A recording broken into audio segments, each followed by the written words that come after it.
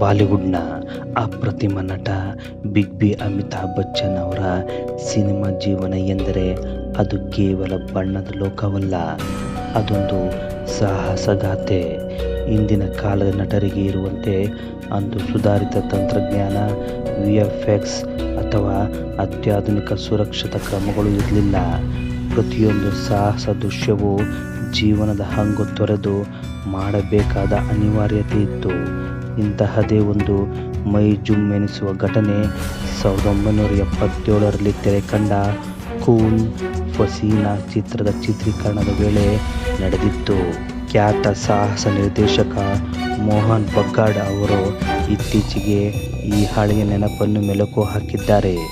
ಅಂದು ಅಮಿತಾಬ್ ಬಚ್ಚನ್ ಅವರು ನಿಜವಾದ ಹುಲಿಯ ಜೊತೆ ಸೆಣಸಾಡಲು ಹೇಗೆ ಸಿದ್ಧರಾದರು ಮತ್ತು ಅದಕ್ಕೆ ಅವರ ಮಗ ಅಭಿಷೇಕ್ ಬಚ್ಚನ್ ಜನನದ ಸುದ್ದಿ ಹೇಗೆ ಪ್ರೇರಣೆಯಾಯಿತು ಎಂಬುದು ನಿಜಕ್ಕೂ ಆಶ್ಚರ್ಯಕರವಾಗಿದೆ. ಮೊದಲು ಈ ದೃಶ್ಯವನ್ನು ಅಮಿತಾಬ್ ಅವರ ಬಾಡಿ ಡ್ಯೂಪ್ ಆಗಿ ಮೋಹನ್ ಬಗಾಡ್ ಮಾಡಬೇಕಿತ್ತು. ಸಾಹಸ ನಿರ್ದೇಶಕ ವೀರು ದೇವಗನ್ ಅವರು ಮೋಹನ್ ಅವರನ್ನು ಕರೆದು ನೀನು ಹುಲಿಯ ಜೊತೆ ಫೈಟ್ ಮಾಡಬೇಕು ಎಂದಾಗ ಮೋಹನ್ ಒಂದು ಕ್ಷಣ ದಂಗಾದರು. ನಿಜವಾದ ಹುಲಿಯ ಎದುರು ನಿಲ್ಲುವುದು ಎಂದರೆ ಸಾಧಾರಣ ಮಾತಲ್ಲ. ಹುಲಿಯ ಬಾಯಿ ಹೊಲಿಯಲಾಗಿತ್ತು ನಿಜ, ಆದರೆ ಅದರ ಉಗುರುಗಳು ಮತ್ತು ದೈಹಿಕ ಬಲ ಭೀಕರವಾಗಿತ್ತು. ನಾನು 2-3 ದಿನಗಳ ಕಾಲ ಆ ದೃಶ್ಯದ ಶೂಟಿಂಗ್ ಮಾಡಿದೆ.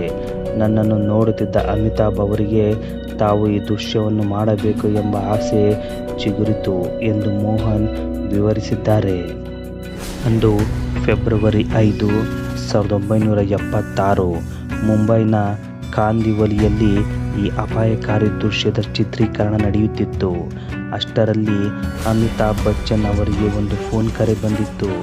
ಅದು ಅವರ ಪತ್ನಿ ಜಯಾ ಬಚ್ಚನ್ ಅವರಿಗೆ ಗಂಡು ಮಗು ಜನಿಸಿದೆ ಎಂಬ ಶುಭವಾರ್ತೆ.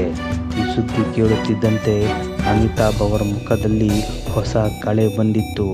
ಅತೀವ ಸಂತಸಗೊಂಡ ಬಿಗ್ ಬಿ ತಕ್ಷಣವೇ ಅಲ್ಲಿನ ಚಿತ್ರತಂಡಕ್ಕೆ ಹೇಳಿದ ಮಾತು ಇಂದಿಗೂ ಇತಿಹಾಸ.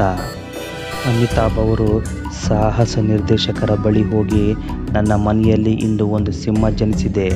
ಆತ ಸಿಂಹವಾದರೆ ಅವನ ತಂದೆಯಾದ ನಾನು ಕೂಡ ಸಿಂಹವೇ. ಈ ಹುಲಿಯ ಎದುರು ಡ್ಯೂಪ್ ಇಲ್ಲದೆ ನಾನೇ ಫೈಟ್ ಮಾಡುತ್ತೇನೆ ಎಂದು ಆತ್ಮವಿಶ್ವಾಸದಿಂದ ಘೋಷಿಸಿದರು. ಮಗನ ಜನನ ನೀಡಿದ ಆ ಸ್ಫೂರ್ತಿಯಿಂದ ಅಮಿತಾಬ್ ಅವರು ಯಾವುದೇ ಭಯವಿಲ್ಲದೆ ಹುಲಿಯ ಜೊತೆಗಿನ ದೃಶ್ಯದಲ್ಲಿ ಸ್ವತಃ ನಟಿಸಿ ಎಲ್ಲರನ್ನೂ ದಂಗಾಗಿಸಿದರು. ಆ ಕಾಲದ ಚಿತ್ರೀಕರಣ ಎಷ್ಟು ಕಠಿಣವಾಗಿತ್ತು ಎಂದರೆ ಈ ದೃಶ್ಯದ ವೇಳೆ ಹುಲಿಯ ಹೊಡೆತಕ್ಕೆ ಸಿಲುಕಿ ಮೋಹನ್ ಬಗಾಡ್ ಅವರು ಪ್ರಜ್ಞೆ ತಪ್ಪಿ ಬಿದ್ದಿದ್ದರಂತೆ. ಅಷ್ಟೇ ಅಲ್ಲ, ನಂತರ ಮಿಸ್ಟರ್ ನಟ್ವರ್ಲಾ ಚಿತ್ರದ ಶೂಟಿಂಗ್ ವೇಳೆಯೂ ಹುಲಿಯ ಉಗುರು ತಗುಲಿ ಮೋಹನ್ ಅವರ ಮುಖದ ಮೇಲೆ ಗಾಯದ ಗುರುತು ಇಂದಿಗೂ ಹಾಗೆಯೇ ಇದೆ. ಅಂದು ಹುಲಿಗಳು ತರಬೇತಿ ಪಡೆದಿರುತ್ತಿರಲಿಲ್ಲ, ಹಾಗಾಗಿ ಅವುಗಳ ಪ್ರತಿ ನಡೆ ಕೂಡ ಅನಿರೀಕ್ಷಿತವಾಗಿರುತ್ತಿತ್ತು. ಕೇವಲ ಅಮಿತಾಬ್ ಮಾತ್ರವಲ್ಲ, ಅಂದಿನ ಕಾಲದ ಮತ್ತೊಬ್ಬ ಸೂಪರ್ ಸ್ಟಾರ್ ಧರ್ಮೇಂದ್ರ ಕೂಡ ಇಷ್ಟೇ ಸಾಹಸಿಯಾಗಿದ್ದರು.